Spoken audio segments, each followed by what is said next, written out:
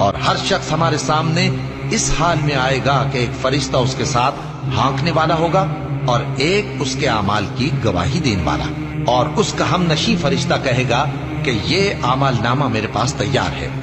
حکم ہوگا کہ ہر سرکش ناشکرے کو دوزخ میں ڈال دو، جو مال میں بخل کرنے والا، حد سے بڑھنے والا، شبہ نکالنے والا تھا، جس نے اللہ کے ساتھ اور معبود مقرر کر رکھے تھے، تو اس کو سخت عذاب میں ڈال دو۔ یہ وہ دن ہے کہ اس سے تو غافل ہو رہا تھا، اب ہم نے تجھ پر سے پردہ اٹھا دیا، تو آج تیری نگاہ تیز ہے۔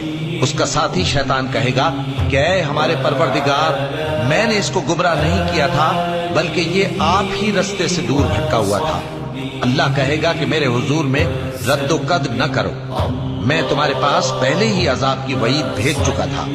میرے ہاں بات بدلہ نہیں کرتی، اور میں بندوں پر ظلم کرنے والا نہیں۔